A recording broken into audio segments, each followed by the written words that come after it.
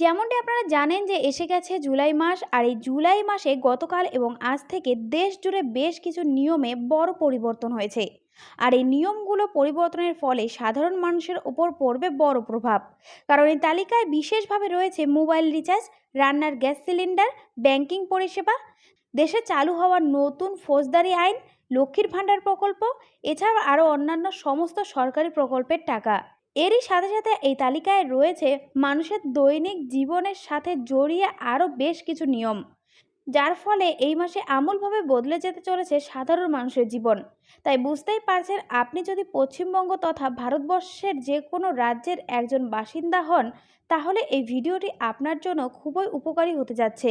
কারণ এই ভিডিওর মধ্যে আমি বিস্তারিতভাবে আপনাদের জানিয়ে দেব ঠিক কী কী নতুন নিয়ম এসেছে, কোন ক্ষেত্রে কি কি পরিবর্তন হয়েছে, আর এই নতুন পরিবর্তনের মাধ্যমে আপনারা কিভাবে উপকৃত হবেন, সমস্ত তথ্য এক এক করে এই ভিডিওর মধ্যে জানতে পারবেন। এই সম্বন্ধে ভালোভাবে জানতে আপনারা ভিডিওটিকে শেষ পর্যন্ত ভালো করে দেখুন।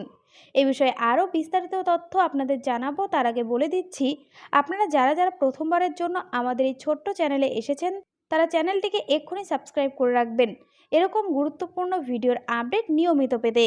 আজ থেকে দেশ জুড়ে বদলে গেল ৬টি গুরুত্বপূর্ণ নিয়ম। আজ থেকে দেশ জুড়ে বদলে গেল ৬টি গুরুত্বপূর্ণ নিয়ম। মোবাইল রিচার্জ, গ্যাস সিলিন্ডার, নতুন ফৌজদারি আইন, লক্ষ্মীর ভাণ্ডার সহ বিভিন্ন প্রকল্পের টাকা। তো চলুন এ বিষয়ে আর কি কি বলা রয়েছে একবার ভালো করে জেনে নিই। তো দেখুন, এখানে বলা হয়েছে, অবশেষে পরিকল্পনা মতো আজ থেকে দেশ জুড়ে বদলে গেল বেশ কিছু সরকারি মধ্যরা থেকে এই নিয়মগুলি কার্যকর হয়েছে। আর এই তালিকায় রয়েছে মোবাইল রিচার্জ, নতুন ফৌজদারি আইন, রান্নার গ্যাস, ব্যাংকিং পরিষেবা, লক্ষ্মীর ভাণ্ডার প্রকল্পের টাকা সহ আরও অন্যান্য সরকারি ভাতার টাকা। এছাড়া দৈনিক জীবনের সাথে যুক্ত আরও গুরুত্বপূর্ণ কিছু নিয়মে বড় পরিবর্তন ঘটেছে। এগুলোর মধ্যে বিশেষ 6টি গুরুত্বপূর্ণ নিয়ম নিয়ে আলোচনা করব।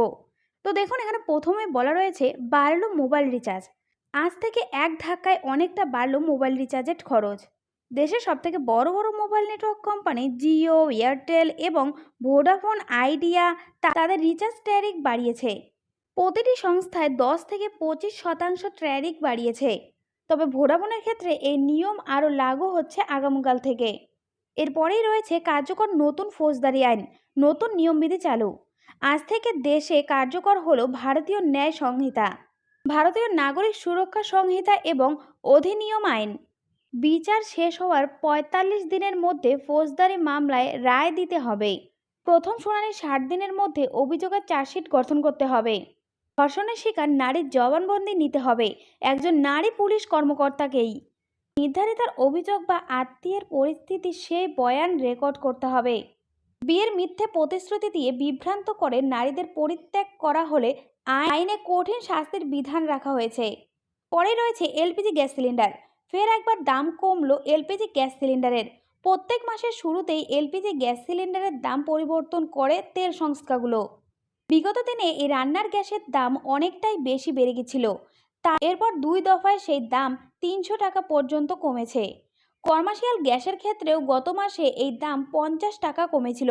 সেই রেশ ধরে রেখে এ মাসেও এই গ্যাস সিলিন্ডারের ক্ষেত্রে সিলিন্ডার দোকানে খোলা রয়েছে লক্ষ্মীর ভাণ্ডার। লক্ষ্মীর ভাণ্ডার প্রকল্পে টাকার বরাদ্দ আরও বাড়ছে। এ মাস থেকে আবার নতুন করে এই প্রকল্পের আবেদন শুরু হচ্ছে।